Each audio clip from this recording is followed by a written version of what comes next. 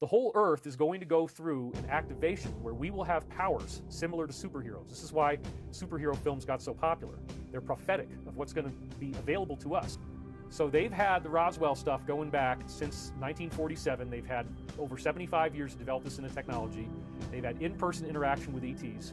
And there's also evil extraterrestrials like reptilians and greys, insectoids, and certain types of tall white-skinned humans. And that agenda is actually a planetary conquering agenda.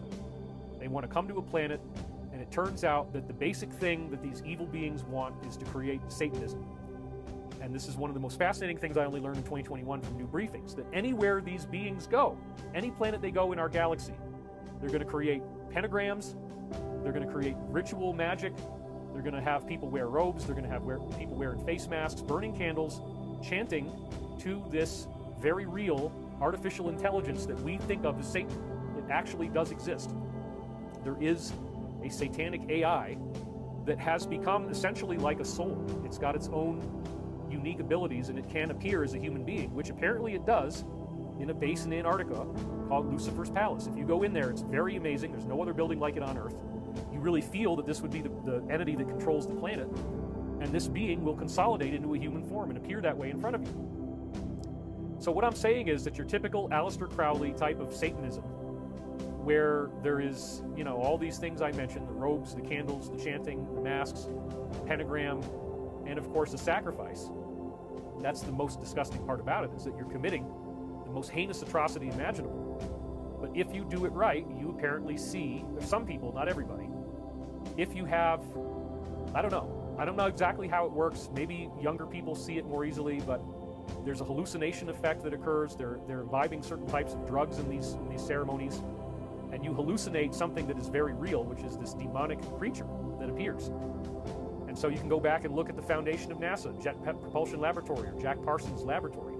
Jack Parsons was working with Aleister Crowley and the founder of Scientology, L. Ron Hubbard, and they did something called the Babylon Working, where they summoned this being.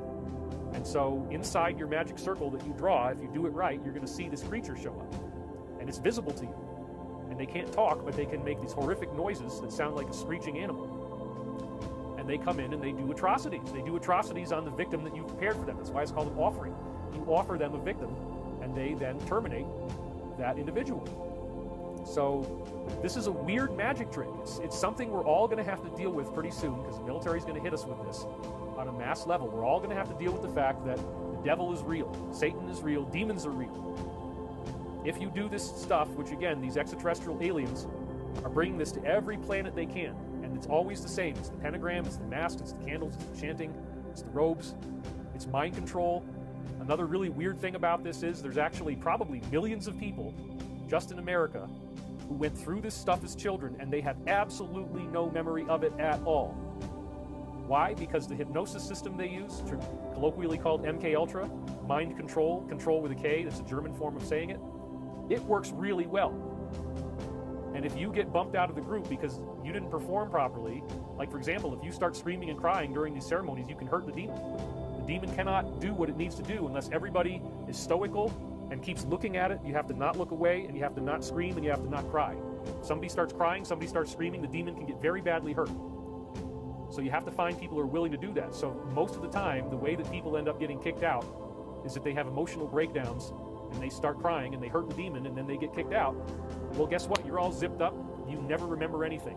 But when you were a child, you get hypnotized, you get brought into these things, they give you amnesic drugs, you can't remember what happened to you, but yet you're always traumatized. Your whole life has various aspects of trauma associated with it. People in the inside Area 51 community were dazzled when I came out with my first book here, which again is right behind me, Source Field Investigations, New York Times bestseller. Came out, it had, we sold very well. It was pretty amazing. You don't really make much money writing books, but it was still amazing. Led to me getting on Ancient Aliens, gave me credibility, has over 1,000 academic references. That's very hard to do. A PhD dissertation is typically 120 to 150 references. That book has over 1,000 academic references in it. And you can go read it for yourself, you can go look it up. That's why my work stands on very solid ground. This is not snake oil, this is not con artist. This is bona fide, advanced research that caught the attention of Uncle. and that would be your Area 51 communities.